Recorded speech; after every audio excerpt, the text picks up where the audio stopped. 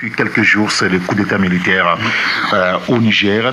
Mohamed Bazoum a été déposé, c'était mercredi dernier, par des militaires. D'abord la garde présidentielle, et on parlait de mutinerie, et puis après, ça s'est transformé donc en un vrai coup d'État. Et ça s'est éclairci un petit peu tard le soir de mercredi, et puis avec des précisions les jours qui ont suivi. Aujourd'hui, c'est clair et net, il y a un coup d'État, et ça parle beaucoup au niveau de la sous-région, avec nos chefs d'État qui sont réunis. C'était dimanche dernier avec toute une batterie de décisions qui ont été prises. On est habitué à cela, puisque ça a été le même langage lorsqu'il y a eu le coup d'État au Mali, en Guinée, au Burkina Faso 2 fois. Ça veut dire qu'en 3 ans, l'Afrique de l'Ouest a subi des tremblements au niveau des palais. Comment est-ce qu'on peut comprendre ça? C'est l'expression, Jerry Dakouti, d'un malaise profond au sein des peuples. Vous savez, nous avons une génération qui a dépassé la génération des années 90. Il faut reconnaître qu'aujourd'hui, la génération que nous avons, c'est une génération qui réfléchit vite, qui anticipe également. Donc quand vous avez par exemple une génération qui réfléchit, qui anticipe, il faudrait également que nos dirigeants puissent anticiper également. Mais si nos dirigeants ne veulent pas anticiper par rapport à la réflexion de cette jeunesse que nous avons, attendons-nous à ce genre de crise auquel l'Afrique de l'Ouest est en train de vivre. L'autre aspect, vous savez, dans les années 90, on nous parlait du vent de l'Est, parlant de la démocratie. Exactement. Il faudrait que les pays africains puissent adopter la démocratie. Et cette démocratie a permis à ce que nous puissions avoir aujourd'hui ce que nous appelons la libre expression. C'est-à-dire que chacun est libre aujourd'hui d'écrire, chacun est libre aujourd'hui de parler. Il faut reconnaître qu'il y a une mutation. La mutation de cette démocratie aujourd'hui vers le djihadisme. C'est-à-dire qu'aujourd'hui, nous quittons la démocratie vers le djihadisme. C'est-à-dire que ce sont ces deux concepts aujourd'hui qui sont en train de gouverner surtout l'Afrique. Et vous vous rappelez de l'appel c'était François Mitterrand par rapport à la démocratie. Et quand vous prenez aujourd'hui l'aspect du djihadisme, il faut reconnaître que c'est M. Nicolas Sarkozy qui a ouvert cette porte de Pandore, parlant de ce djihadisme-là. En Libye, justement. C'est une porte de Pandore qu'il a ouverte en Libye, et les Occidentaux et les Américains, en larguant les armes, c'est-à-dire qu'on vient, on largue comme ça les armes, on ne sait pas dans les mains de qui ces armes-là se sont retrouvées. Et aujourd'hui, voilà à quoi nous sommes en train d'assister. Donc il faut reconnaître aujourd'hui que nous sommes en train de faire une mutation, de quitter de la gestion de la démocratie vers la gestion des crises qui constituent aujourd'hui les attaques terroristes. Parce que en dehors de la Guinée, où c'était un problème politique qui a été réglé d'une manière ou d'une autre par ceux qui sont au pouvoir aujourd'hui, les militaires, les 3 autres pays aujourd'hui, le Mali, le Burkina et aujourd'hui le Niger, ce sont des problèmes sécuritaires. Problèmes sécuritaires. Voilà. Et aujourd'hui, ça bavarde beaucoup. Allons droit au but par rapport à ce dernier coup d'État auquel on vient d'assister au Niger. Ceux qui ont pris le pouvoir pointent du doigt aussi la gestion sécuritaire de la crise. Est-ce que c'est sincère quand on les écoute sur ce plan-là? Parce que ces derniers temps, on n'a pas écouté quand même des vérités assez sérieuses quand même dans la région, là-bas, au Niger. Hier, je faisais une analyse sur une radio. Je disais que il est temps qu'on puisse quand même aujourd'hui réfléchir sur les causes réelles de ce coup d'État. Et hier, je lisais une information quelque part que ça fait dans le monde, depuis 1950 jusqu'à nos jours, ça fait 480 coups d'État. Et en Afrique, on a jusqu'à 214 coups d'État et 108 ratés. Donc, ça suppose... En tout cas, ces 3 dernières années, en Afrique de l'Ouest, ça fait 5 coups d'État. Il y a 5 coups d'État en Afrique de l'Ouest. Et cela suscite beaucoup de réflexions pour savoir qu'est-ce qui se passe. En 3 ans seulement. En 3 ans. C'est énorme. 3 ans, 5 coups d'État. Alors, cela suscite beaucoup de réflexions pour dire qu'est-ce qui se passe, qu'est-ce qui est derrière ces coups d'État. Heureusement que le président vient de disséquer les choses pour dire les coups d'État, depuis un certain moment, en Afrique, surtout en Afrique de l'Ouest et en Afrique francophone. Soit cela dépend de la mauvaise gestion, de la tyrannie, l'antidémocratie, et des gens se soulèvent pour dire non, parce qu'on gère mal le pays, nous, on n'est pas d'accord, on veut prendre le pouvoir. Et c'est ceux qui ont la force. C'est ceux qui ont la force. Les militaires. Mais on a constaté que depuis un certain moment, les coups d'État maintenant sont liés aux crises sécuritaires. Et à chaque fois que ces putschistes arrivent au pouvoir, ils le disent tout fièrement que, attention, le gouvernement n'arrive pas à honorer son engagement vis-à-vis de nous pour qu'on puisse quand même avoir les matériels nécessaires pour pouvoir combattre les djihadistes. Vous avez constaté que c'est la même chose, c'est la même chanson au niveau des nouveaux putschistes nigériens, c'est la même chose. Exact. Alors la question est de savoir aujourd'hui, nous avons quitté, ou bien nous sommes en train de quitter des crises économiques, des crises socio-économiques vers des crises sécuritaires aujourd'hui en Afrique. Et nous sommes d'ailleurs nous sommes rentrés de plein pied dans une guerre que je ne sais même pas quel nom il faut dire, mais c'est une guerre asymétrique, quoi qu'on dise. Je pense qu'on a dit que c'est une guerre aujourd'hui. Alors, la question de savoir, est-ce que nos gouvernements se sont préparés ou bien se préparent à avoir un budget aussi lié quand même aujourd'hui, un budget spécifique, par exemple un budget militaire, qu'on peut aujourd'hui intégrer dans le budget socio-économique aujourd'hui. Oui, mais puisqu'on parle de programmation militaire. Voilà, je pense que on peut quand même, je vais pas quand même lancer quand même cette fleur au gouvernement, mais je pense qu'au Togo, c'est mieux réfléchi. Quand on a vu cette histoire de loin, on a rapidement voté une programmation militaire sur 5 ans, je pense que ça fait 700 milliards. On a confié, d'ailleurs on a rattaché l'état-major à la présidence et on gère. C'est vrai qu'aujourd'hui, c'est vrai qu'il y a beaucoup de choses qu'on peut dire par rapport à ce fonds, mais je ne pense pas qu'aujourd'hui on peut encore réclamer, ou bien l'hierarchie et militaire peut réclamer encore quelque chose, puisqu'on leur donne. Je suppose qu'on leur donne. Et on leur donne. Maintenant, la gestion, ça, c'est autre chose aussi. Et c'est ce qui manque maintenant au niveau des autres États. Parce que nos ministres des Finances, aujourd'hui, doivent s'adapter à une circonstance, à une situation qui est là, qu'on n'a jamais prévue. C'est la guerre. Et la guerre, la gestion de la guerre, la gestion budgétaire en période de guerre n'est pas la même chose en période simple, en période de paix. Alors, quand les militaires disent que nous allons chaque jour au front, on nous tue comme des mouches, mais nous n'avons pas les matériels nécessaires pour pouvoir combattre les ennemis en face. Il y a un problème. Et à chaque fois qu'ils demandent de l'argent, on leur dit non, contrainte budgétaire, au niveau de Bretton Woods, on ne peut pas faire cette dépense, on ne peut pas faire ceci, mais on leur demande chaque jour d'aller sur le terrain, on les tue. Alors, à un certain moment, ils disent non, mais si vous allez nous tuer à tout moment, nous-mêmes, nous allons venir prendre le pouvoir. Et nous allons gérer comme on l'attend. Et s'il faut acheter les armes, nous allons acheter les armes et combattre l'ennemi. Et vous allez voir que c'est ce qui a été fait au Mali, c'est ce qui a été fait au Burkina, même si la Guinée fait l'exception. Et c'est ce qui serait fait aussi, c'est ce qui va être fait aussi au niveau du Niger. Alors, donc, moi je l'ai dit, c'est une analyse personnelle que j'ai faite et j'ai dit attention. Parce que, quand vous voyez les militaires, les généraux, ou moins ces militaires, les putschistes nigériens, ils disent, mais quand les gens disent qu'on ne tue pas au Niger, c'est faux. Mais presque chaque jour, on tue les militaires nigériens. Chaque jour presque. La fois dernière, on en a encore tué une dizaine. Oui. Avant le déclenchement, avant le soulèvement, on en tue presque chaque jour. Presque chaque jour, on en tue. Et ce qui est encore grave, c'est que le président même de la République puisse avoir le courage de déclarer que le djihadistes qui sont mieux outillés que du moins l'armée régulière ou bien l'armée républicaine. Donc c'est vraiment dommage. Donc je pense que ça doit commencer par faire réfléchir d'autres pays. C'est vrai que d'autres pays ne sont pas encore attaqués, mais attention, lorsque ces pays seront attaqués, je pense que ce qui se passe risque encore de se passer dans d'autres pays. Mais est-ce que c'est vrai qu'on évoque aujourd'hui, et c'est le langage courant, la situation sécuritaire dans les pays pour faire des coups d'État, mais en réalité, est-ce que c'est ça ou c'est une volonté ou je ne sais pas qui se répand au milieu des corps habillés pour dire, écoutez, par rapport à la France, on prend nos responsabilités, on se soustrait, n'est-ce pas, du joug français.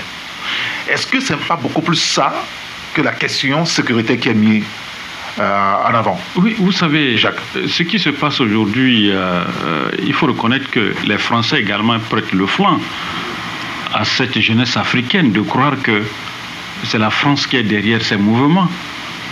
Parce que Eric, je ne peux pas comprendre un coup d'État qui a eu lieu, par exemple, au Niger, que le président français, M. Macron, convoque Conseil de défense. un conseil de défense par rapport au Niger.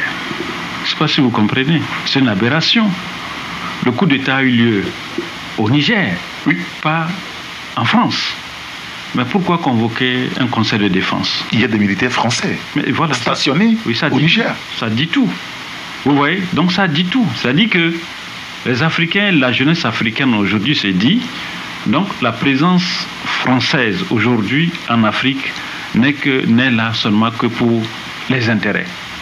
Parce qu'on ne peut pas imaginer. Regardez ce qui s'est passé au Tchad, ce qui s'est passé au Mali, avec la présence des militaires français. Et qu'on vous dise encore aujourd'hui qu'il y a les djihadistes au Mali, qu'il y a des djihadistes au Burkina, et que ça continue pas à tuer, et on parle aujourd'hui du Niger. Au fait, c'est ça la compréhension. C'est-à-dire que c'est ce qui fait que les Africains ne comprennent pas. Bon, dites maintenant, quelle est l'utilité de la présence de l'armée française dans ces pays-là? Ils sont là pourquoi? Parce qu'aujourd'hui, la jeunesse africaine, c'est que la France est là tout juste seulement pour profiter des richesses de ces pays. Au fait, c'est ça ce que les Africains et surtout la jeunesse africaine a aujourd'hui dans la tête. Et l'autre aspect, quand vous avez suivi la déclaration de M. Macron, c'est-à-dire que quand vous le suivez, vous sentez que c'est un président qui est énervé. C'est-à-dire que c'est un président qui est tellement fâché et c'est un président qui a perdu effectivement les parce que dans la région, la sous-région sahélienne, la France a perdu le Mali, elle a perdu le Burkina Faso et elle est en train de perdre le Niger. Voilà. Mais vous savez, Eric, en tant qu'un chef d'État, il faut toujours avoir le sang-froid devant certaines situations, devant certaines réactions. Parce que si vous le faites ainsi, mais les gens vont se dire aujourd'hui que, mais écoutez, donc ce qu'on disait tout bas, maintenant finalement le gars est en train d'exposer à tout haut. Vous comprenez? Parce que depuis que M. Macron... Une forme de paternalisme. Oui, depuis que Macron est arrivé, vous avez vu que même, il n'y a pas la stabilité, même en France. Il n'y a pas de stabilité. Et ce que les Africains doivent comprendre, vous savez, quand M. Macron se bat comme ça, mais il faut le comprendre. Parce que vous voyez que depuis un certain temps, il a voulu initier l'âge de départ à la retraite à 64 ans. Oui. Mais ça ne passe pas. Les Français ne sont pas d'accord. Tout juste pourquoi? Parce que Macron a anticipé. M. Macron sait que le fait qu'il a perdu le Mali, avec l'or que la France essaie d'exploiter, aujourd'hui, si la France perd également le Niger avec l'uranium, écoutez, la France aura des problèmes. Donc il faut que les gens comprennent la réaction de Macron. Monsieur Macron est en train de réagir parce que il voit que les réserves au niveau de la France risquent d'avoir un coût. Donc, et dans ce sens, en tant que chef d'État, il faut toujours négocier. Mais si vous prenez comme un gendarme, vous allez toujours... Au fait, les Africains ne sont pas contre les Français. Ça, il faut que ça soit clair. Les Africains ne sont pas contre les Français. Mais les Africains sont contre la gestion de la France envers les Africains. Ça, c'est la nuance. Ah oui, c'est la petite nuance qu'il faut apporter. Il y a un auditeur qui nous envoie un message sur le 93 94 96 64. Il dit: je dis souvent, un chef d'État qui est au pouvoir et qui n'a plus rien à prouver à son peuple doit descendre et quitter le pouvoir par la grande porte. Et sinon, les conséquences, on les connaît. On les connaît. Tous les chefs d'État des années 90 ont tous montré leurs limites. Les chefs d'État installés par la France ne peuvent jamais dire non à l'impérialisme et le néocolonialisme. La jeunesse de maintenant est différente de la jeunesse des années 90. Nos chefs d'État africains doivent prendre cela et travailler avec cette jeunesse et non devenir des adversaires. Le brave président du Burkina Faso, en 90, à l'arrivée de la démocratie en Afrique, a juste 1 an, mais aujourd'hui s'assoit à la même table avec des présidents comme Paul Biya, Sassou Nguesso, etc. et parler de la bonne gouvernance, de la démocratie en Afrique, c'est vraiment grave. Et je pense que notre véritable problème n'est pas la France seulement, c'est nos dirigeants corrompus égoïstes qui ne pensent qu'à leur intérêt et de leur famille. Toute chose a un début et c'est le début d'un nouveau d'une nouvelle Afrique, on va dire, donc écrit donc cet auditeur-là. Et ça nous amène à parler de la CEDEAO. Quand on écoute tout ce qui se dit depuis mercredi et la réaction de la CEDEAO dans cette crise, nouvelle crise, comment est-ce que vous analysez ça, Joseph? Le comportement de la CEDEAO, des chefs d'État de la CEDEAO. Non, vous devez vous rappeler qu'en début de cette émission, vous avez parlé de la sagesse. J'avais demandé à ce que, je ne sais pas si nous, les Africains, surtout l'Afrique de l'Ouest, qui devons prier pour nos présidents, pour qu'ils aient vraiment cet esprit de sagesse. C'est pas parce que nous avons déjà dépassé la Pentecôte pour ne pas dire que l'Esprit Saint peut descendre encore. Mais l'Esprit Saint peut descendre à tout moment. À chaque fois qu'on l'invoque, il peut descendre. Parce que je dis, nous sommes en train d'aller dans une situation d'enfer dans les jours à venir. Vous savez, depuis que cette histoire du Tchad s'est posée avec l'intervention de Macron, et ce qui a fait croire à nous les Africains que voilà ce que nous avons toujours redouté, c'est la réalité. C'est la France qui installe les présidents, surtout les présidents francophones, et c'est la France qui les installe.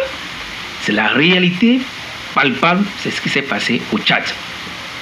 Vous avez quelqu'un qui est arrivé au pouvoir de façon anticonstitutionnelle, et la France a accepté généreusement la main de ce jeune homme et l'a installé publiquement et internationalement, puisque lui-même, il était là. Bien sûr. Et souvenez-vous que l'Union africaine a pris une décision ferme contre le Tchad. Et n'oubliez pas aussi que le président ainsi de l'Union africaine, c'est Mahamat, comment l'appelle-t-on, disons, en tout cas, c'est un Tchadien. Oui, le président de la commission. C'est Faki Mahamat. C'est un Tchadien qui n'était pas du tout d'accord. Mais après tout, Macron l'a appelé à l'Élysée. Et quand il est revenu, c'est fini. Il n'a plus parlé de la sanction, une sanction contre le Tchad. Et c'est comme ça que le Tchad a évolué. Au même moment, quand on prend le Mali, aujourd'hui, le jeune Tchadien, c'est lui qu'on a envoyé. Non, laissez ça. Quand on prend le Mali, quand on prend le Burkina, qui était également dans la même situation, on a préféré les sanctionner. Parce que à ce niveau, les jeunes qui sont arrivés au pouvoir se sont remontés. Donc, comme on dirait l'auditeur, l'Afrique de 2023 n'est plus l'Afrique de 90. Mais en 90 aussi, on a eu de pareilles situations avec le Congo. Oui, quand on a installé Sassou Nguesso avec l'affaire de Elf, tout ça là, on savait tout ça là, mais les gens se sont tus. Peut-être qu'en ce temps-là, il n'y a pas encore les réseaux sociaux, il n'y a pas encore cette diversité de communication. Mais aujourd'hui, les choses ont évolué. Et c'est ce que moi je dis jusqu'à présent, moi je n'accuse pas encore la France. C'est vrai, on peut accuser la France, mais on accuse d'abord nos dirigeants qui sont des intellectuels, qui ont en charge cette jeunesse, plus de 70% de la population, qui refusent systématiquement d'écouter quand même une fois passé, du moins les populations, les jeunes qui crient vers vous, ils refusent. Parce qu'on ne peut pas comprendre. Si on prend le Niger, qui dispose de l'uranium, qui dispose du gaz naturel, qui dispose du pétrole, et pourtant, ce pays fait partie des pays les plus pauvres quand même en Afrique et dans le monde. Mais quand vous allez à Niamey, quand vous voyez les jeunes, je vous dis, aujourd'hui, le lieu paradisiaque pour les Nigériens, c'est le Togo. Oui. C'est Lomé. Ils sont pleins. Vous allez. D'ailleurs, c'est la diaspora la plus élevée même au Togo, les Nigériens. Ils représentent au moins 80-87% au Togo. Alors, c'est ici, parce que vous savez qu'au Niger plutôt, quand ils veulent partir, c'est pas la Libye et ils vont mourir dans la Méditerranée là-bas. Non. Mais après, à un certain moment, c'est Lomé. Ils viennent à Lomé, ils ont pris d'abord nos magasins, ils travaillent ici, et c'est ici qu'ils ramassent de l'argent pour acheter les billets et aller maintenant à New York où ils ne savent même pas trop.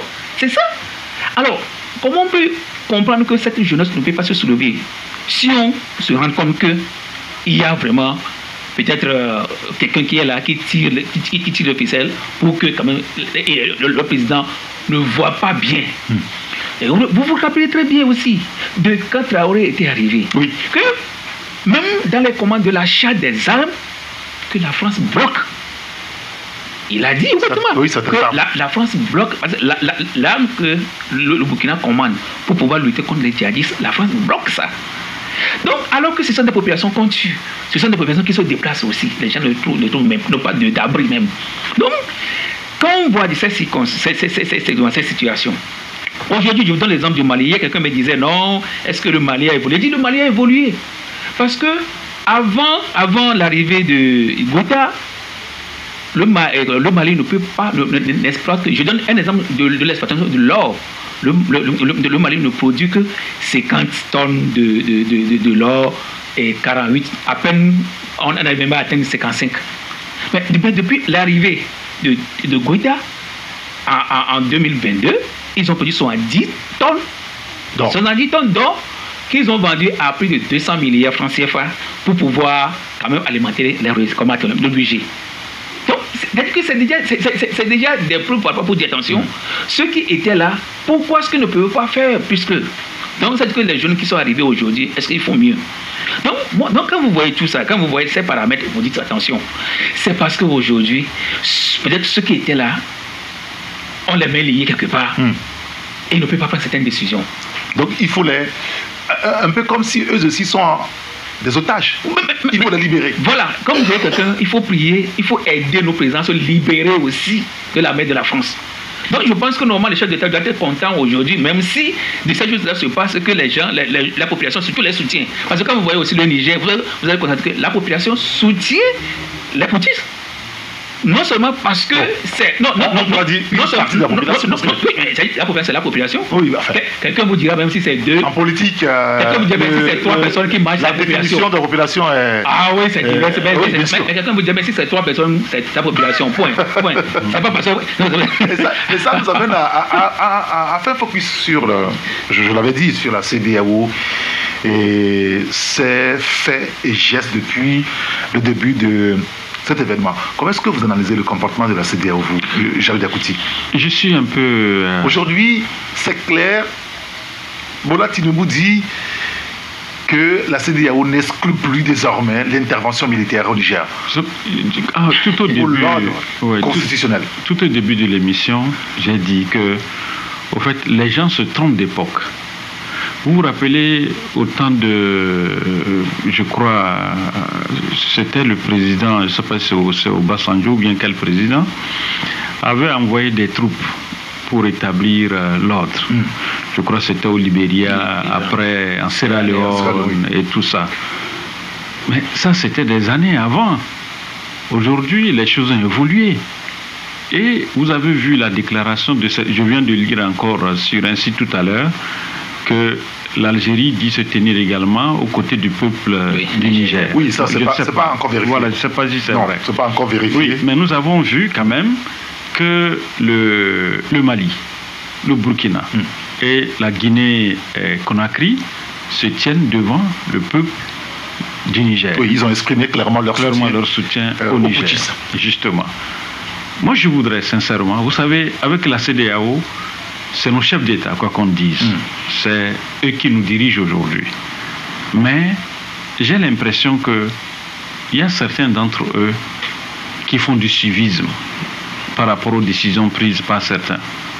Quand vous prenez par exemple le Nigeria et le Ghana, ce n'est pas les mêmes francs que nous utilisons. Non.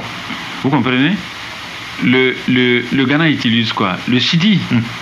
Si vous voulez comparer nos économies, c'est-à-dire le flux des marchés entre le Ghana et le Togo, vous allez voir que c'est le jour et la nuit. Si vous voulez parler d'un Togolais qui veut aller par exemple au Ghana, soit il va avec le dollar, soit il est obligé de prendre le cedi. Donc c'est pour vous dire que nous n'avons pas les mêmes appréhensions de la gestion de la chose publique. Si aujourd'hui M. Tinubu, qui est arrivé au pouvoir, pense que nous sommes encore dans les années 90, où un seul peut être gendarme de toute l'Afrique, mais il se trompe. Je suis d'accord que on puisse demander par exemple aux militaires putschistes au Niger de libérer le président. Mais ça, il faut utiliser quand même, il y a beaucoup de canaux qu'il faut utiliser pour pouvoir libérer effectivement le président. Mais rester dans les bureaux et dire non, que si vous ne le faites pas, parce que j'ai écouté ce matin certains médias qui disaient que le Nigeria a déjà stationné une troupe à côté de la frontière du Niger pour pouvoir intervenir. L'autre aspect, c'est que les gens oublient. Mais monsieur le président Bazoum, il est entre les mains des militaires. Mais si vous voulez intervenir, les gens se disent que s'ils voient par exemple à gauche ça ne va pas, à droite ça ne va pas. Ils ont M. Bazoum entre leurs mains. Qu'est-ce que vous voulez qu'ils fassent? Mais il y a un risque de parler de cette... Oui, mais le risque est tellement élevé. Moi, je crois qu'il faudrait que nos chefs d'État fassent attention. Peut-être qu'ils vont vouloir régler un problème, mais plutôt ils vont encore en créer d'autres. Vous savez, Eric, je suis vraiment surpris de cette batterie de réactions. C'est-à-dire que vous voyez comment nos chefs d'État se sont mobilisés? Oui, c'est la même chose face au Mali et au Burkina. Non, je suis d'accord. C'est-à-dire que ça, c'est un principe. C'est-à-dire que quand un coup d'État se passe quelque part, il faut toujours réagir. Mais la façon dont ils sont mobilisés par rapport à la force, je vous dis, si c'était mobilisé comme ça au Mali, au Burkina Faso, nous n'aurons pas ces djihadistes aujourd'hui. Regardez le Soudan qui brûle tous les jours. Mais est-ce que vous avez vu l'Union africaine qui est en train également de demander les sanctions et autres? Si l'Union africaine s'était effectivement mobilisée pour venir en aide au Soudan, le Soudan ne serait pas ici aujourd'hui. En même temps, attendez, mais les coups d'État en Afrique, est-ce qu'il ne faille pas que ça cesse? Non, je suis d'accord avec toi. C'est-à-dire que personne n'est d'accord. Parce que quelqu'un, un matin ou un soir, n'est pas d'accord par rapport à la gestion, et puis comme il a les armes, il les prend et puis voilà, il les renverse. Mais c'est ce qu'on dit, Eric. C'est-à-dire, le problème qui se pose aujourd'hui en Afrique, le vrai problème, on sent effectivement. Ça, il ne faut pas qu'on se voile la face. Oui, bien sûr, on est là pour en parler. On ne se voile pas la face. Nous savons qu'il y a certains dirigeants qui sont là seulement pour leurs intérêts. Les gens ne sont pas là pour le peuple. Au fait, les gens, dès que leur intérêt est en jeu, ils créent des problèmes. Mais l'autre aspect, il faut voir comment les gens aussi sont élus. Comment les gens sont à la tête des pays. C'est l'aspect là également qu'il faut revoir. Les gens qui viennent, par exemple, qui sont opposants le matin, et dès le lendemain, ils deviennent présidents. Vous voyez comment ils se comportent. Vous voyez, donc ça crée des frustrations. Je vous dis qu'aujourd'hui, le Sénégalais Macky Sall doit faire également attention. Il doit faire très attention. J'ai vu là où vous voulez en venir. Et puisque Dakar et Ziguinchor sont en train de brûler depuis quelques jours. Macky Sall doit faire très très très attention. Et j'ai peur également pour le Béninois, Patrice Talon. Ah oui, il y a quoi là-bas? J'ai peur également pour lui, parce que, écoutez... Ça brûle pas, là. Non, c'est pas que ça... Non, écoutez, je parle de la jeunesse. Attendez. Écoutez, vous savez, quand vous écoutez aujourd'hui la jeunesse africaine, c'est-à-dire que c'est pas une jeunesse où c'était une jeunesse de machine à taper, où tu veux taper une lettre, tu tapes et puis tu regardes, tu reviens sur l'autre lettre. C'est plus ça. Les gens sont avec leur Android, ils communiquent partout. C'est pas pour rien que le Sénégal a coupé l'Internet. Oui, l'Internet, ils savent. Depuis hier, c'était clair. Et puis aujourd'hui, le monde est interconnecté. Tout ce qui se passe au Lomé aujourd'hui, à l'instant T, ceux qui sont au Niger sont au courant. Donc je crois que nos chefs d'État fassent attention. Même si vous êtes bien élus, écoutez bien, si vous êtes même bien élus, et que vous venez, vous ne gérez pas bien, mais attendez-vous. On peut vous renverser. Mais ça, il n'y a rien à faire. Mais regardez le Burkina Faso. Est-ce que c'est pas grave ça? C'est-à-dire que vous pouvez être bien élu. Bon, on sait que même être bien élu, il y a toujours des contestations. Et que matin, bon, voilà quoi. C'est parce que quelqu'un n'est pas d'accord ou un groupe de personnes ne sont pas d'accord. Bon, voilà, on peut décider de votre sort. Non, mais tel que tu es venu, tel que tu vas partir. Si on prend le cas de Bazoum, par exemple, tel qu'il est arrivé au pouvoir, avec l'arrestation d'Amadou, l'opposant, tout ça là, et son arrivée a été bien planifiée. Il est arrivé, et tout le monde sait comment il est arrivé. Non, en fait, moi je dis aujourd'hui... Il y a eu une élection claire et nette. Moi je voulais vous dire, c'est qu'aujourd'hui, est-ce que en Afrique de l'Ouest, je prends particulièrement le cas d'Afrique de l'Ouest, est-ce qu'aujourd'hui on peut juger la démocratie en Afrique de l'Ouest par les élections qu'on organise dans les pays? C'est-à-dire que si on veut analyser, si on veut visionner bien les élections que nous organisons, je pense que la démocratie n'a même pas son mot, du moins n'a pas sa place dans les élections en Afrique. Que nous sommes en train... Non, qu'on organise en Afrique de l'Ouest. En Afrique de l'Ouest. Parce que lorsque des fois, on constate que certains gouvernants ou bien certains pouvoirs verrouillent. Hein, on verrouille bien par exemple, les commissions électorales. On sait comment ça se passe. Et on gagne, on doit gagner aussi. Comme dirait quelqu'un, comment tu peux organiser les élections et les perdre? C'est pas possible. Donc, tous les atouts sont là pour que lorsque vous organisez les élections, vous les gagnez. Du moins si c'est vous-même. À moins que vous-même vous désirez partir. Mais si vous ne désirez pas partir, vous avez tous les moyens, soit vous avez la majorité au pouvoir et à l'Assemblée, vous pouvez modifier la Constitution comme vous voulez. Comme vous voulez, le cas de Ouattara par exemple, qui est là. Donc, vous avez constaté que depuis là, Ouattara, avant, quand il y a des cris comme ça, c'est lui qui parle beaucoup.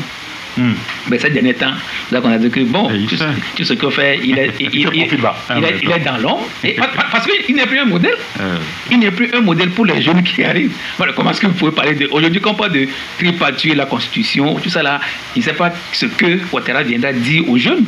Donc, alors qu'aujourd'hui, c'est le doyen. Ah oui, c'est le doyen des chefs d'État. Hein. Non, c'est le président Faure Gnassingbé, le jeune doyen. Non, parce qu'il est dans le communiqué comment c'est un âge. Oui. Parce que dans le communiqué de l'UMOA, on a dit c'est signé doyen. Oui, ça c'est un âge. Donc je rectifie les choses. Oui, bien sûr. Lui-même, il a l'habitude d'appeler le président jeune doyen.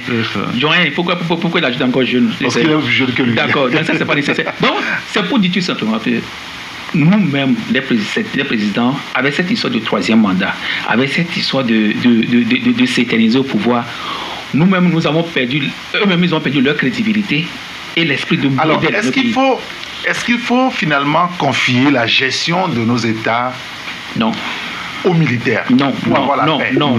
Pour éviter les coups d'État? Vous vous permettez? Au fait, on va toucher les choses. Il y a beaucoup de réactions moi, je ici. ne suis pas contre. Parce que moi, je dis... vous n'êtes pas contre? Non, parce que les militaires sont des citoyens.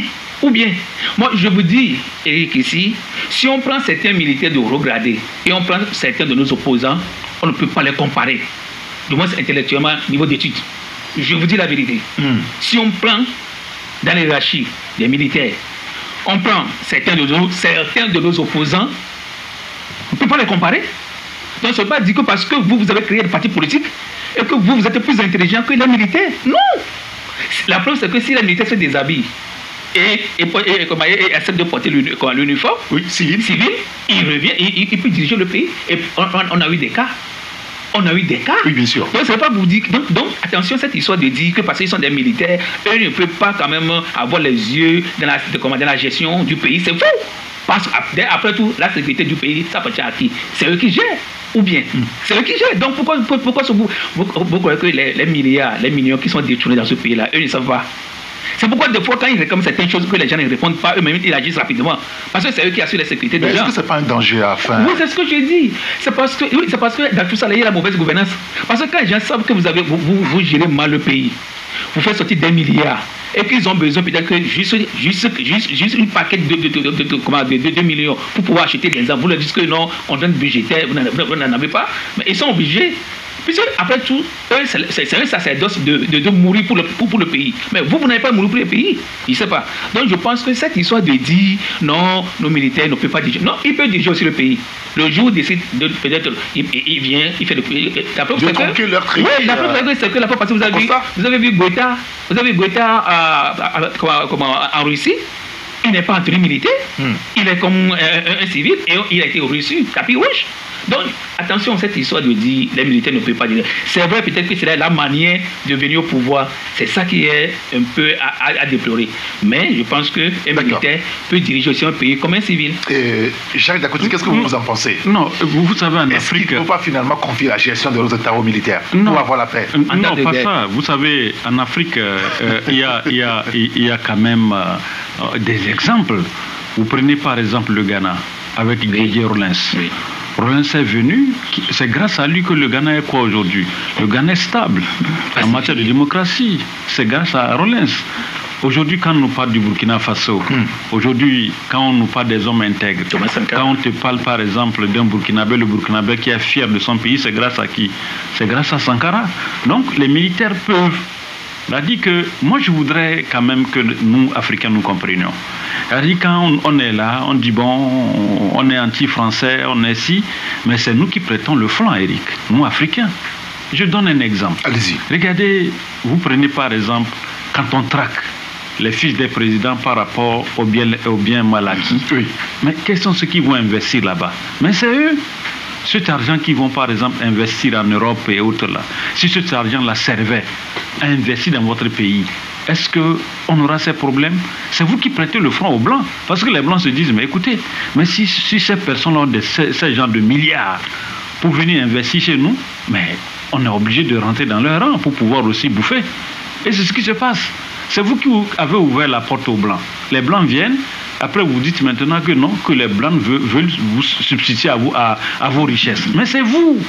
Mais je suis souvent un peu... C'est-à-dire que en vous dise un enfant... profondément, on est responsable. Ah, mais comment? Mais c'est bien sûr... Mais Eric, un sorcier qui veut, ou bien un voleur qui vient te voler, mais s'il n'a pas un complice dans ta maison, comment il peut te voler? Il ne viendra pas. Il ne viendra pas. Donc c'est pour vous dire, aujourd'hui, ceux qui sont là, qui disent qu'ils sont anti-français, anti-américains, anti-ci et ça, mais c'est nous.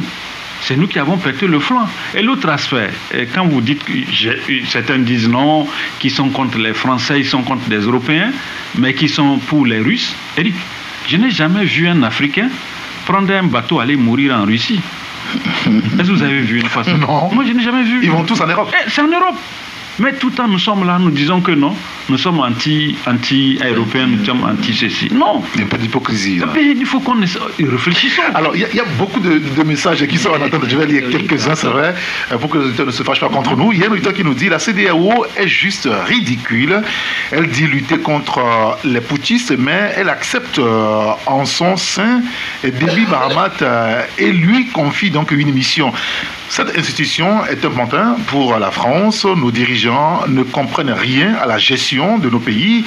Ils sont dépassés par la situation et la jeunesse comprend plus de choses que nos présidents, dit donc cet auditeur. Il y a un autre qui nous dit la CEDEAO n'existe que de nom, sinon comment expliquer que lorsque les présidents chiffonnent les institutions pour se maintenir ad vitam aeternam au pouvoir, personne n'entend la CEDEAO.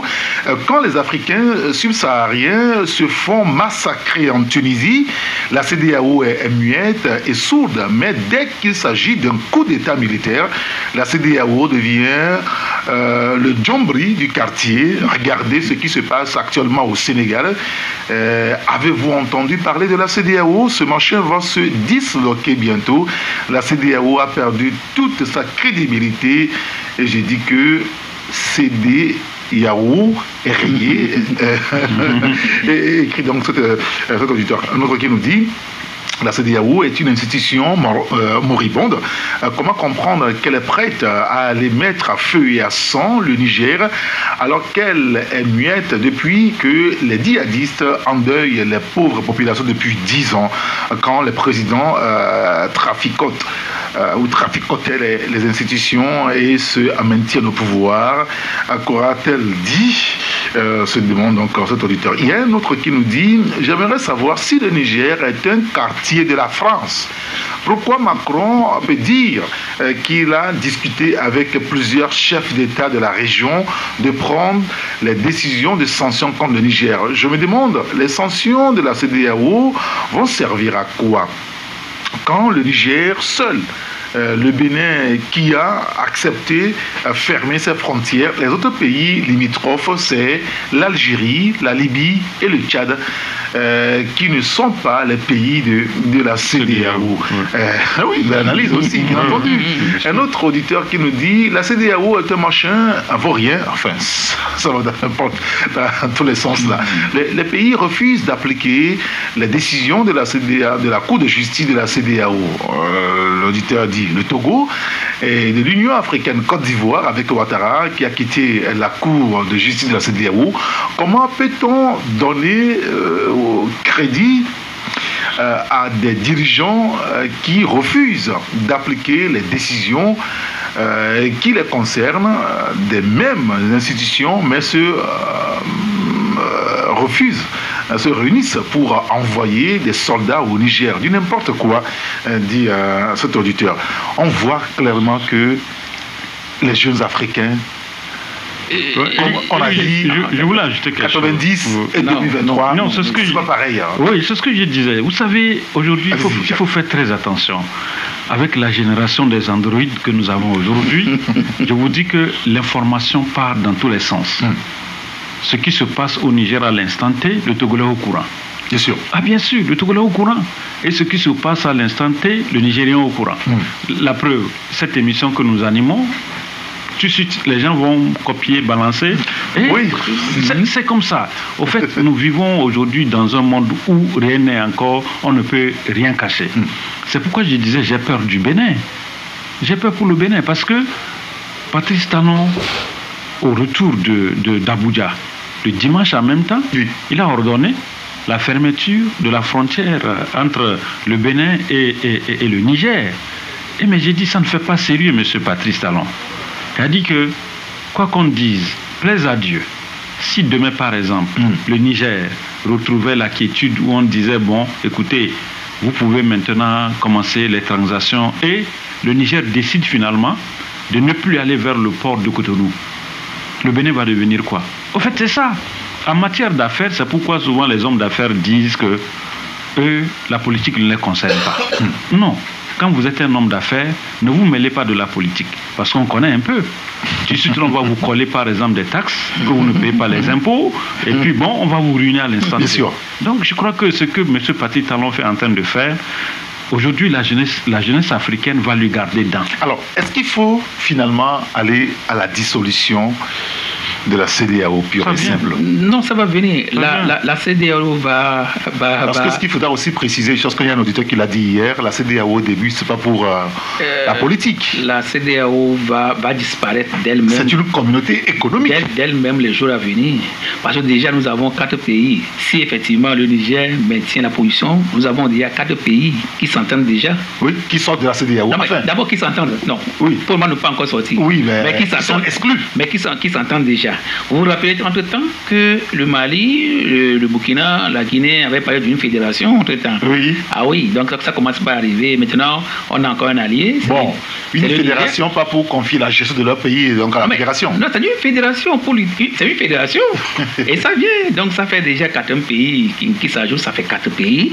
4 pays d'il y a moins 15, ça fait déjà 11. Et pour le moment, on est en train de solliciter aussi les autres, comme le Sénégal, par exemple, comme la Côte d'Ivoire, par exemple. Vous allez voir ce qui va se passer. Oui, à cette allure, excusez-moi. Oui. À cette allure, est-ce qu'on ne va pas assister à ce qu'on a déjà vu par le passé, des militaires qui prennent le pouvoir, après ils font tout pour se maintenir au pouvoir, et puis Dieu il reste au pouvoir? Si c'est pour la bonne cause. Si c'est pour la bonne cause. C'est pour pouvoir redresser des choses. C'est pourquoi, en fait, moi, je n'aime pas cette aversion de dire que les militaires prennent le pouvoir, ils restent. Parce que je dis ce sont des intellectuels, ce sont des citoyens également. Non, on le dit par rapport aux constitutions. Oui, mais c'est-à-dire que... On sait que la constitution qui vient d'être votée, vous voyez le texte qui circule depuis quelques jours. Mais dans quelles circonstances? Parce que vous croyez que dans cette situation où le Mali n'est pas encore libéré totalement, vous croyez que les militaires vont partir, laisser ça aux civils? C'est ça. C'est pourquoi ils resteront au pouvoir. Non, jusqu'à un certain moment où peut-être le peuple sera libéré, tu peux. C'est pourquoi je dis, en temps de guerre, qu'est-ce qu'il faut faire? C'est la question que j'avais posée. En temps de guerre, qu'est-ce qu'il faut faire? Est-ce qu'il ne faut pas revoir la gestion du pays même complètement? Je ne dis pas de confier le pays quand même militaire, mais de revoir la gestion du pays. C'est ce que je viens de dire. C'est pourquoi je dis, comme dirait quelqu'un hier, que la CEDEAO est en train de s'appesantir plutôt sur les conséquences que sur les causes de ce qui se passe. Mais les causes sont là. Les causes de malgouvernance, la tripatouillage constitutionnel, tout ça là, ça existe. Ça ne sert à rien d'envoyer des gens, des observateurs. Encore un dernier élément sur le sujet avant de passer à un autre sujet. Non, mais c'est-à-dire que ça ne sert à rien d'envoyer des observateurs pour observer des élections, et après on pond des PV. Bon, et puis pour dire une chose, pour dire une chose, et puis pour justifier la légalité des élections. Même si on sait que on sait tout ce qu'il y a en toutes les élections. Donc c'est pourquoi j'ai dit, tant que nos dirigeants, le leadership leur demande d'abord d'écouter la population. Alors, ce à quoi on assiste, c'est là où je voudrais qu'on termine, ce à quoi on assiste depuis quelques années finalement, depuis 3 ans en tout cas, pour les 5 coups d'État qu'on vient d'observer, est-ce que ce n'est pas l'expression de l'échec de l'intelligentsia de notre sous-région? Oui, j'avais parlé tout à l'heure de la démocratie. Vous avez bien suivi mon analyse. Non, si, j'ai suivi. C'est pour ça que je repose la question. Est-ce que ce n'est pas l'échec, en tout cas, de nos intellectuels? Parfaitement. Je suis d'accord avec vous. C'est ça. C'est l'échec, effectivement, de nos intellectuels. Prenez par exemple ce qui se passe actuellement au Gabon, Eric, entre nous. Mais non, si demain par exemple... Mais ils ont le soutien des pays africains. Non, si demain par exemple il y a un coup d'État au Gabon, est-ce que vous serez surpris? Pas tout à fait. Pas tout à fait. C'est l'échec acquis. Et au même moment, les gens sont là. Ils disent non, qu'ils soutiennent le candidat parce qu'il est bon, il est fort. À un moment donné, moi je crois... D'autres pays aussi soutiennent ce candidat. Mais il faudrait que les gens réfléchissent. Vous comprenez? Je serais par exemple à la place du fils de ce monsieur, je vais dire non, papa va te reposer. Les gens te trompent, les gens te manipulent seulement. Parce que de jour en jour, la maladie qu'il a là, ça ne ferait que se dégrader. Sa santé va se dégrader. À un moment donné, s'il ne s'est pas fait, il va tomber en public. Vous voyez? Prenez le cas par exemple de M. Paul Biya. C'est qui? C'est les intellectuels. Ça, c'est ça. C'est parce que les gens sont autour, ils profitent. Ils ne veulent pas que ces gens-là partent. Alors, vous voyez? Donc, ça, je suis d'accord avec vous. Le Mali, la Guinée, le Burkina Faso par 2 fois. Le Niger maintenant. À qui le tour? 3 points d'interrogation, mais qui n'est pas aussi loin. Non, qui n'est pas aussi loin. Parce que ce qui va se passer aujourd'hui, c'est que peut-être que ce ne seront plus les militaires qui vont aller, mais les jeunes vont commencer à se rebeller par rapport à la... Parce qu'aujourd'hui, c'est clair, par rapport à la déclaration, moi, je n'aime pas trop entretenir cette histoire de France, tout ça là, mais vous avez constaté que les propos arrogants de M. Macron donne envie de croire que, en fait, nous demeurons encore des petites colonies de la France. Vous voyez déjà. C'est-à-dire que les déclarations faites par Macron énervent, rendent aigri. C'est-à-dire que tu te demandes si tu es africain. D'ailleurs, si tu es africain d'une nation. Moi, à ne pas mentir, je suis encore d'analyser l'arrivée même ou bien l'invitation même spéciale de Idriss et fils Déby. Parce que actuellement, je pense que le Tchad même est suspendu, non bien. Oui.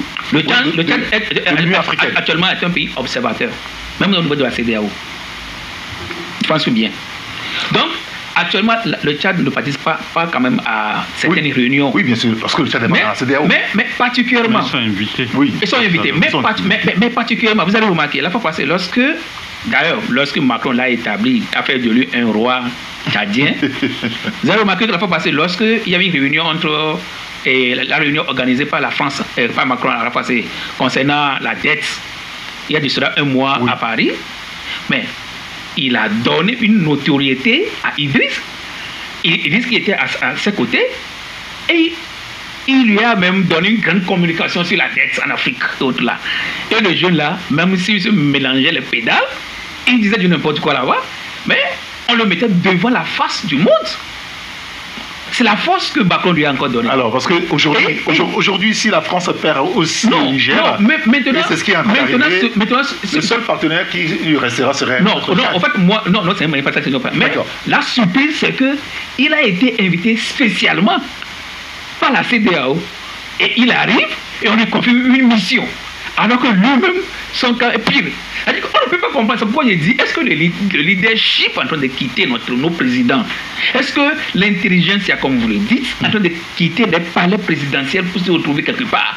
Parce qu'on ne peut pas comprendre que parmi Fogna Sigbe, parmi Ouattara, parmi, il ne sait même pas qui encore, Patrice Talon, et parmi le Niger, le Guinée-Bissau, oui. et le Libérien, et au moins Sierra Leone, tout ça là, Sénégalais, on a trouvé personne parmi ces présidents à qui on peut demander, va négocier avec les militaires pour dire, s'il vous plaît, Balater, qu'est-ce qu'on peut faire pour que la paix revienne. Mais on a préféré confier le destin de la CEDEAO à un jeune qui n'est même pas mature. Dans son pays, même, on tue. Lui-même l'a massacré déjà le 22 octobre dernier. Ce problème est là, il n'a même pas encore trouvé de solution. Et on le confie. Et puis, il va à Gayama aussi, parce que je l'ai vu en train de sourire, il va à Gayama, parce que derrière, il sait qu'il a son chef qui l'accompagne. Le président Macron l'accompagne. Donc, j'ai dit même, est-ce que cette histoire même là n'est pas un truc de... c'est pas un truc, un système, un truc bien préparé par Macron, qu'on a envoyé même au président, on a dit, bon, allez confier lui, bon, il va aller se charger de cette négociation. Mais il faut que nos chefs d'État réfléchissent. D'accord. Sinon, si vous ne pouvez pas réfléchir, les jeunes vont réfléchir à votre place. Et c'est ce que nous voyons. Lorsqu'il y a quelque chose, vous voyez les jeunes qui sont dans la rue avec les drapeaux russes, passés par là. Oui, actuellement, ça brûle toujours au Sénégal, oui, avec l'affaire Sonko, qui a finalement été emprisonné hier, dont le parti donc a vu sa dissolution prononcée par le ministre de l'Intérieur. Ça valait pas la peine. Non, Éric, entre nous, dites, quel est cet acharnement contre... C'est vrai que quand vous prenez M. Sonko, c'est un jeune aussi un peu bouillant. Il faut le reconnaître. Dès que vous avez une jeunesse derrière vous, vous devenez fou. Ah oui, mais c'est ça. Ça dit que lorsque vous avez une jeunesse qui vous endure tout le temps, vous avez vu ce qui se passait au Sénégal, mais ça lui a monté la tête. En fait, c'est ça. Donc, moi, je crois qu'il ne fallait pas qu'on le blâme trop par rapport à ça. On pouvait quand même l'interpeller, le mettre en garde et le libérer. Mais aujourd'hui, vous arrêtez le monsieur. Et on est allé jusqu'à dissoudre le parti. Mais finalement, qu'est-ce que vous voulez? C'est aujourd'hui Dakar brûle, Sénégal brûle. Mais c'est l'affaire à qui? Et comme on le disait tout à l'heure, si l'armée se lève encore là-bas pour établir l'ordre, Tinubu va envoyer encore une force encore là-bas pour dire qu'ils vont rétablir. Non, mais non. C'est-à-dire que nous Africains, ne prêtons pas le flanc au diable et après dire non, que le diable nous a mordu les doigts. Alors que c'est nous-mêmes qui avons prêté le flanc. Donc je crois qu'aujourd'hui, l'élite africaine, il faut réfléchir autrement à la gestion de nos pays. Surtout l'Afrique de l'Ouest. Parce que ce que nous voyons dans d'autres pays, ce n'est pas la même chose. Il est vrai que ce que le Centrafricain aussi est en train de faire là-bas, Touadéra, un professeur de mathématiques, non, lui il a raison. C'est-à-dire que pour lui, il confond la maths à la gestion du pouvoir. Non, pour lui, c'est ça son problème. C'est-à-dire que Macky Sall. Merci beaucoup. Non, moi, quelle seconde? J'ai de l'estime à Macky Sall. Quand je vois la personnalité même, c'est un intellectuel. C'est un intellectuel, un ingénieur, un intellectuel. Et déjà, même le pas qu'il avait même posé la fois dernière est un pas qui montre vraiment la célébrité de l'homme. Mais l'homme a chuté la fois dernière à Pétersbourg. Quand il a pris tout son temps pour répondre à Traoré, j'ai dit, dans nos familles, quand vous avez un grand et qu'un petit s'acharne contre vous, le grand se tait. Parce qu'on dit souvent que lorsqu'un fou passe et vous jette peut-être une mangue mûre qui vous salez et que vous aussi vous prenez la mangue, vous ne commencez pas à courir derrière le fou, vous serez vous deux là confondus. Non, ça n'est pas confondu. Vous êtes de fou en majuscule. Monsieur. Et c'est ce qu'il a fait la fois dernière. Merci beaucoup, Joseph Gada. Il y a plusieurs messages. On va les lire après, lorsque on sera donc dans la rubrique consacrée aux auditeurs qui auront à prendre la parole d'ici quelques minutes. En tout cas, il est 12h, 1 minute sur la radio, Taxi FM. Vous gardez votre confort d'écoute. On marque une pause, on revient à vous. Joseph Gada et Jacques Diakouti, on venait de parler à l'instant du coup d'État militaire qui se répète sur le continent, surtout en Afrique de l'Ouest. Plusieurs de vos réactions sont ici, on va quand même en revenir là-dessus tout à l'heure, mais on va aborder un autre sujet, c'est lié donc aux banques.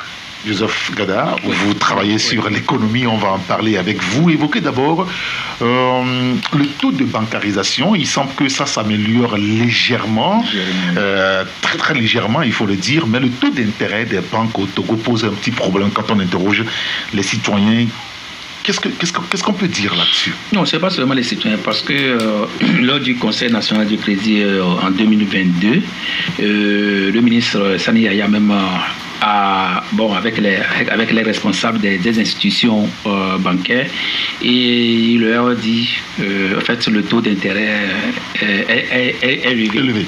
Est élevé. C'est pas trop élevé, mais est élevé par rapport au taux de 4%, je crois. C'est ça, le taux de 12% fixé par le mois. Donc, il leur a recommandé de passer par tous les moyens pour pouvoir, du moins, diminuer un peu le taux. Mais ça n'a pas été fait parce que lors du dernier Conseil national de crédit, le problème le ministre a encore soulevé ce problème. Parce que tout revient au ministre des Finances de faire ce travail. Vous savez, c'est le ministre des Finances qui détermine dans l'espace du mois le taux les taux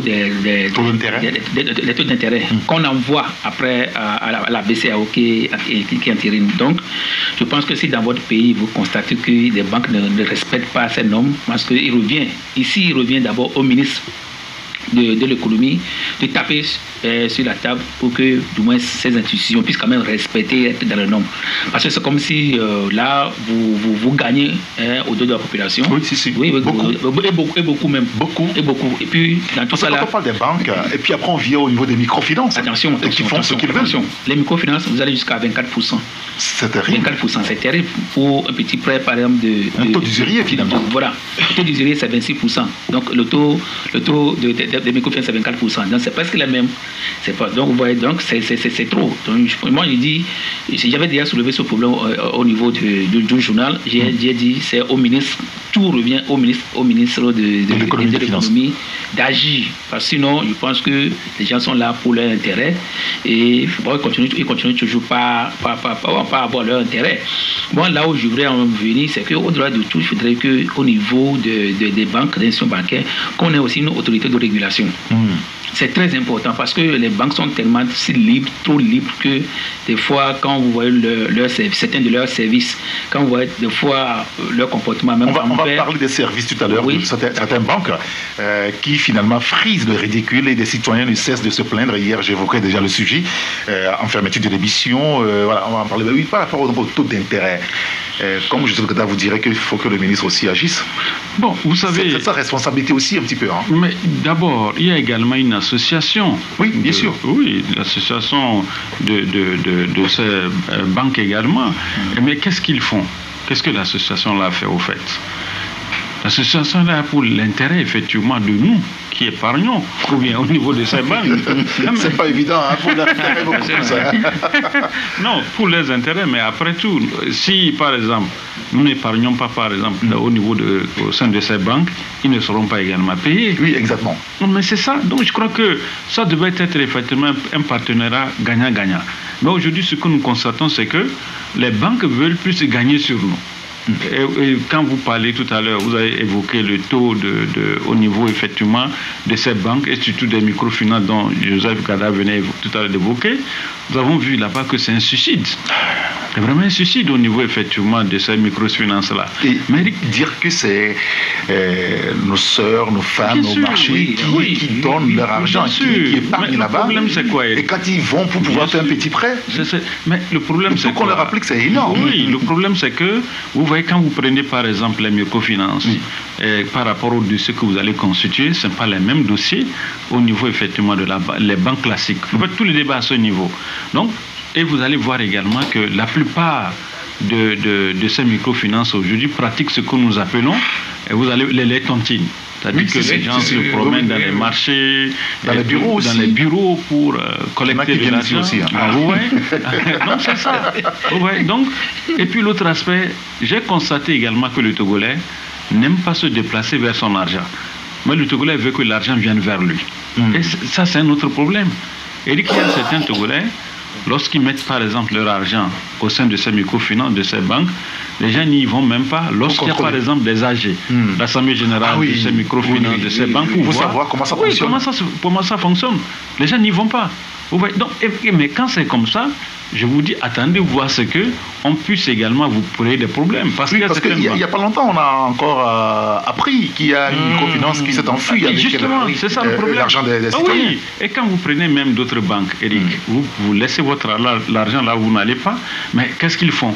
Ils prennent cet argent-là pour tourner avec les autres. Exactement. Ah, mais c'est ça. Donc, je crois que tout dépend de nous. C'est-à-dire que lorsque nous épargnons dans ces banques-là, il faudrait qu'on puisse avoir l'œil.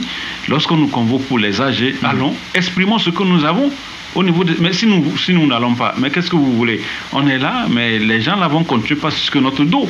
Vous allez voir que dans le temps, les gens disaient que tellement les banquiers sont tellement riches, et parce qu'on les paye bien. Mais comment on les paye? Ils ont les ressources où? C'est nos ressources. Si nous ne déposons pas cet argent, ils ne seront pas payés. Exactement. Non, c'est ça. Non, je crois que... Et puis, il faut reconnaître que toutes les banques ne sont pas logées également dans la même enseigne. Et ça, il faut le reconnaître. Aujourd'hui, il y a des banques également dans ce pays qui ont des problèmes. Il y a des banques qui cherchent depuis un preneur une trou et on n'arrive pas. Ah ouais. Oui, depuis un certain temps. Non, c'est pour vous dire que le secteur est également un problème. Ça, il faut le reconnaître. Mais le taux de bancarisation, comme on le disait tout à l'heure, est tellement trop élevé. C'est très élevé pour nous qui sommes effectivement les consommateurs et qui sommes également les épargnants dans ces banques-là. Revenons sur les services quand même au niveau de ces banques-là. Il y a beaucoup de plaintes, au-delà du taux d'intérêt qui est très très élevé. Il y a des plaintes sur vraiment les services, les prestations de services de ces banques-là. Il nous a été donné de constater que ces derniers temps, il y a certaines banques dont leur GAB ne fonctionne pas. Ça n'a jamais fonctionné. Ouais. Quand on prend des banques comme non, comme UTB, il ne faut pas aller loin. C'est ça, UTB. Non, parce que moi, je ne prépare un dossier là-dessus. Atlantique. Il y a Atlantic Bank aussi. Oui. Moi, je prépare un dossier là-dessus. Ah, d'accord. Aura Bank, non. Aura Bank, c'est le modèle quand même pour le moment. Mais les deux là. Ils ont des problèmes. Mais les UTB là. UTB et Banque Atlantique. Vous avez leur carte. Voilà. Vous allez dans les GAB. Ça ne fonctionne jamais. On nous a relevé le cas de Atlantic Bank qui est au niveau de Aguaifilo Park. Au niveau de Tochi également, ça ne fonctionne jamais, c'est jamais approvisionné. Et si vous avez le malheur d'avoir un problème et que vous devez prendre de l'argent immédiatement, il vaut mieux aller vous faire coucher à la morgue. Non, en fait, c'est ce que... Comment on explique ce problème-là? C'est ce que je dis. J'ai dit, heureusement que le ministre aussi, le ministre avait constaté ça. Je cite que le ministre n'est pas rapport à son rapport, le rapport du Conseil national du crédit 2022, où il a constaté que certains services sont vraiment défaillants. Il a même donné l'ultimatum quand même à ses responsables de faire tout pour pouvoir quand même régler les problèmes, ces problèmes. Mais malheureusement, je pense que le problème de guichet automatique demeure toujours. Moi, je ne sais pas ce qui se passe. Pourquoi il dit il est très important de mettre sur pied une autorité de régulation qui voit tout avec des numéros verts où on pourrait quand même signaler ces insuffisances sur le terrain, ces manquements constatés sur le terrain. Parce que ce n'est pas normal que lorsque, par exemple, vous êtes au niveau de UTB, par exemple, chaque année, on vous prend 50 000 francs comme frais de gestion de compte. Non, pas de compte. Non, pour la carte bancaire. Ah, okay. On vous retire 50 000 francs chaque année. Mais je vous dis, je vous donne certains. C'était bon, comment peut-il dire, Anes par exemple, vous prenez par exemple la banque Novici. Novici, par exemple, de UTB, Novici, ça ne rêvez jamais à un week-end d'aller même prendre l'argent là-bas. Lorsque vous passez là-bas, soyez sûr que vous serez déçus. De là, peut-être que bon. Ça n'a jamais. Ce guichet n'a jamais fonctionné. Si ça fonctionne, ça veut dire que c'est 5, 4 heures. Et puis bon, c'est fini. Si vous pensez encore revenir l'après-midi parce que ça fonctionne le matin, vous serez vraiment déçus. Les week-ends, surtout à la fin d'année, à la fin du mois, n'allez pas. Si le week-end tombe sur la fin du mois, n'allez même pas là-bas. Parce que le vendredi, vous avez l'argent. Samedi, dimanche, vous n'avez pas d'argent. Waouh. Plein. Donc, j'en ai tellement vécu et j'étais tellement ahuri. Et puis un jour, j'étais allé même leur demander, mais qu'est-ce qui se passe au niveau? Pourquoi ça ne marche pas? D'abord, si ça ne marche pas, en temps, j'avais vu qu'ils ont changé les guichets automatiques, les appareils. C'est un manque de respect quand même à... Non, j'en viens parce que en début du mois de... Parce que c'est décembre, ils ont changé quand même presque les appareils. Mais c'est le problème des réseaux toujours. Donc, soit suppose que soit il y a un problème des réseaux, il y a un problème, donc, soit il y a un problème de fonctionnalité quand même de ces appareils. Donc, je pense qu'il y a. Voilà, quand moi je leur dis, non, que c'est un problème technique, que les techniciens sont à l'œuvre, à pied d'œuvre, tout ça. Mais ça ne marche pas toujours. Mais le problème du manque de liquidité, ça là, c'est un problème de. Je sais pas, c'est un problème ordinaire. Ça arrive, vous allez, comme je l'ai dit. Ça fait un dessin ou comment? Mais l'autre banque, c'est la Banque Atlantique. Vous allez, la banque de Kedianawe, du marché de Kedianawe. Oui. Là, ça n'en parlons même pas aussi les week-ends. Vous ne trouverez même pas d'argent là-bas. Donc, finalement, je dis que c'est un manque de respect. Alors, c'est un manque de respect au niveau des clients parce que si aujourd'hui, on demande à la société de communiquer, lorsque la société, par exemple, ne veut pas fournir quand même de l'électricité, on demande à la société de communiquer. Oui. On demande à la société de communiquer. Aujourd'hui, il faut qu'on demande aussi aux banques de communiquer. Lorsque, par exemple, ce qui est encore ahurissant et énervant, les jours fériés, la plupart de nos concitoyens ne savent même pas quand il y a un jour férié à 11h30, on ferme les guichets. Mais pourquoi les banques ne communiquent pas là-dessus? Que par exemple, à la veille, que du Nord, puisque à la veille de tel événement, il y aura un jour férié, à 11h30, on cesse les opérations. Mais on ne communique pas. Mais on approvisionne les câbles. Voilà. Et vous serez surpris qu'à 11h ou bien à midi, les gens sortent du service. Les gens viennent. Comment les portes sont fermées. Puis encore, vous allez au niveau des guichets. Là, si vous pouvez prendre. Bon, vous ne pouvez pas prendre au niveau de 100 000 oui, par exemple. On vous donne juste 30 000. Donc, je pense que c'est un manque de respect quand même pour les citoyens, pour ceux qui quand même utilisent leur service. C'est pourquoi je dis il faut qu'on installe au moins l'autorité de régulation bancaire pour qu'avec un numéro vert, pour que quand on a des problèmes, on puisse quand même les signaler. Alors hier, il y a un auditeur qui nous a envoyé image à l'appui d'un guichet automatique. Voilà. Je vous montre, déjà vous regardez. Il dit, ça c'est à GTA. J'ai premièrement voulu prendre 100 000. Ça m'affiche de choisir un multiple de 2000. Je quitte 100 000 pour essayer 50 000. Ça m'affiche la même chose. Alors je reviens à 48 000. Ça m'affiche pareil. Ce que j'ai...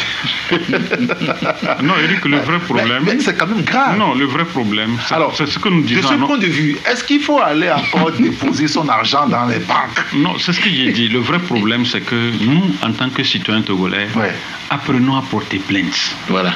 On ne le fait pas. Oui, mais et les gens sont là tous les jours à se plaindre. Il faut porter plainte. Mais il faut avoir de l'argent pour aller porter plainte. Non, quel argent? Non, c'est-à-dire qu'il faut avoir le service d'un avocat. Non, pas, quand même. Quel service d'avocat? Je ne sais rien. Non. Déposons toujours plainte. C'est-à-dire que lorsque, par exemple, il y a un manquement à ces services, parce que c'est votre droit. Oui, c'est votre argent que vous avez déposé. Vous êtes allé chercher votre argent, on dit que l'argent n'est pas disponible. L'argent, allez où? Il faut porter plainte. Chaque mois du mois, il prélève les agios. Oui, il y a quelqu'un qui m'a confié il n'y a pas longtemps que sur son compte, il est allé juste pour prendre 3 millions. On l'a fait tourner en bruit pendant une semaine. Mais c'est ça. Je peux pas. En fait, mais comment est-ce que je peux prendre 3 millions sur mon compte? Pourquoi pas? Pourquoi je peux pas prendre 3 millions sur mon compte? C'est ce que je disais tout à l'heure. C'est-à-dire que lorsque vous déposez votre argent dans les banques, ils prennent cet argent-là pour tourner au niveau de leurs économies. Mais c'est une banque, c'est pas une microfinance. Oui, non, mais c'est comme ça. Et puis l'autre aspect, je crois que Gada est mieux placé pour nous dire, il faut reconnaître que le Togo traverse actuellement un problème de trésorerie et de liquidité. Qui a dit ça? Non. Parce que, est-ce que c'est l'autorité qui dit ça, qu'elle a un problème de trésorerie? Non, mais écoute, Eric, mais regardez un peu le pays. Est-ce que l'argent circule? Je ne peux pas dire comme Talon qui disait que il ne veut pas revenir sur le discours de Talon. Mais on sait que quand même, il faut reconnaître, nous sommes des citoyens togolais. Il y a plus de liquidité dans le pays. Mais écoutez, vous-même, jetez un coup d'œil. Quand vous allez avant, vous êtes là, quelqu'un peut vous envoyer peut-être un 5 000 pour vous dire, bon écoutez, tu prends ça pour le carburant. Mais depuis un certain temps, il n'y a plus ça. Et puis, ceux qui avaient peut-être l'amabilité, la gentillesse de donner par exemple les bons de carburant à certains, aujourd'hui c'est rare. Ah oui, il semble qu'il y a un problème là. Oui, c'est rare de voir ça. Non, c'est pour vous dire qu'il y a un problème. Vous avez bien fait de dire est-ce qu'on a communiqué? Mais qui va communiquer? Personne ne communiquera. C'est-à-dire que, mais ça c'est de visu, nous sommes en train de voir les réalités. Mais qui viendra encore communiquer? En fait, c'est ça. Moi je crois qu'au niveau des banques, les banques ne veulent pas communiquer, peut-être parce que ils ont aussi également ce problème. Moi, je crois que celui qui devait communiquer plus sur ça, c'est la BCEAO. C'est la BCEAO qui devait effectivement nous situer, parce que nos devises, notre argent est déposé où? C'est au niveau de la BCEAO. Oui, bien sûr. Si aujourd'hui les compatriotes se plaignent qu'il n'y a pas de liquidité, l'argent ne circule pas, mais c'est à la BCEAO de situer les gens. Est-ce que c'est notre gouvernement qui fait rétention sur l'argent, ou bien il n'y a pas effectivement de liquidité disponible au niveau de la BCEAO? C'est ça le problème. Je crois que ça, il ne faut pas accuser qui que ce soit. Quand Gada parlait tout à l'heure de la communication, c'est vrai. Moi, je voudrais féliciter la société, parce qu'aujourd'hui, quoi qu'on dise, c'est la seule société aujourd'hui au Togo, quand il y a un problème, qui véhicule les communiqués sur les médias, et on commence par alerter les populations sur des coupures. Oui. Moi, je crois que si toutes les sociétés pouvaient, par exemple, emboîter le pas à la société, je vous dis que nous aurons moins de chocs par rapport à des situations auxquelles nous allons et nous faisons face. Comment on peut aller, par exemple, à un guichet et dire qu'il n'y a pas d'argent? Ça n'a pas de sens. Il n'y a pas d'argent. Oui, c'est pas normal. Vous cliquez dessus, vous appuyez, rien ne sort. Eric, supposons que vous amenez par exemple votre épouse, votre enfant à l'hôpital et vous avez besoin juste de la liquidité pour acheter les médicaments. Vous allez, on dit qu'il n'y a pas de liquidité. Mais vous voyez comment ce parent-là, alors, de ce point de vue, est-ce qu'il faut garder son argent avec soi? Non, et quand on en a besoin. Oui, mais attendez, quand vous déposez votre argent à la banque, pour que le jour où vous en aurez besoin, vous allez chercher votre argent. Je suis d'accord avec vous. Le jour arrivé, vous y allez. Et si l'accueil déjà n'est pas morose, et que vous allez donc au niveau des câbles, vous ne trouvez pas de billets à prendre. Moi, je ne voulais pas te donner le nom d'un village ou bien d'une ville. Je préfère taire le nom. Vous savez, ils ont été clairs avec moi. Ils disent qu'ils ont été victimes à plusieurs reprises des microfinances. C'est-à-dire que quand ils vendent leur coton, ils vendent, comment on appelle, leur soja, et quand ils vont déposer, par exemple, au niveau de ces microfinances ou bien de ces banques, quand ils ont besoin de l'argent T, à l'instant T pour acheter, par exemple, de l'engrais, on dit qu'il n'y a pas d'argent. Donc ils sont obligés, vous savez ce qu'ils ont fait? Ils gardent leur argent à la maison. Et finalement, le problème quand ils gardent l'argent à la maison, c'est les termites. Et les souris. Oui, c'est ça, et les cafards qui viennent s'occuper de l'argent. Mais j'ai vu un monsieur, Eric, ça c'est pas quelqu'un qui me l'a dit, il m'a sorti, j'ai vu. Le gars a sorti 3 millions. Si je vous dis sur les 3 millions, les billets de 10 000, la plupart là, les souris ont tout détruit. Ils ont tout détruit. Ils ont tout détruit. Donc je crois que, comme vous l'avez dit, il faudrait effectivement que les gens donnent effectivement la chance aux gens. Lorsque je dépose mon argent, lorsque je vais chercher mon argent, que l'argent soit disponible. Ah oui, quand même. C'est la force même des banques. Non, je pense que c'est ce que j'ai dit. Et puis le problème, c'est que vous ne pouvez même pas vous plaindre. Où est-ce que vous allez vous plaindre? Parce qu'il y a, c'est pas, si vous allez voir le directeur ou d'exploitation ou bien le directeur général, il n'y a personne. Le week-end, vous allez vous plaindre où? Devant le guichet. Je vous dis que la fois passée, j'étais là, à Novici, malheureusement. Encore? La femme est arrivée, la dame est en train de pleurer parce que elle a besoin d'argent. Oui, parce qu'il a son enfant à l'hôpital et elle a besoin de l'argent pour aller quand même acheter les produits. Mais elle est en train de pleurer parce que quand elle a constaté que votre guichet, parce que souvent on met croix rouge là-dessus, votre guichet ne fonctionne pas. Elle dit qu'elle a failli tomber. Elle dit, ah maman, ok, si c'est comme ça, puis si c'est UTB, allez d'être au niveau du boulevard circulaire, au moins ça c'est le siège, ça peut marcher là-bas, ça marche toujours là-bas, au moins sur 5, au moins il y a 2 fois qui marchent. Donc au moins aller là-bas le week-end, les dimanches. Donc vous voyez déjà, donc ce n'est pas bien. Et puis le reste, comment je voudrais dire, heureusement qu'on n'aura pas le temps. Oui, on va revenir sur la trésorerie. La trésorerie de plusieurs pays, ce n'est pas seulement le Togo. Il y a un problème réel. Il y a un problème réel, ce n'est pas seulement le Togo. Et je souhaiterais qu'on va revenir un peu là-dessus. Il faut que nos pays apprennent à rembourser. Au lieu de rester derrière cette histoire d'annuler la dette. Annuler de quoi? Annuler, ou bien, c'est pas la pub budgétaire, tout ça là. Apprenons à bien gérer nos fonds, apprenons à faire de l'orthodoxie financière, apprenons quand même la bonne gouvernance et payons. Et payons, quand on paie, tu es classé, on te classe on te fait des classements, on te donne de bonnes notes, A1, A+, A3, A3B, 3B, et là, n'importe où tu vas dans le monde entier, on te fait tes prêts.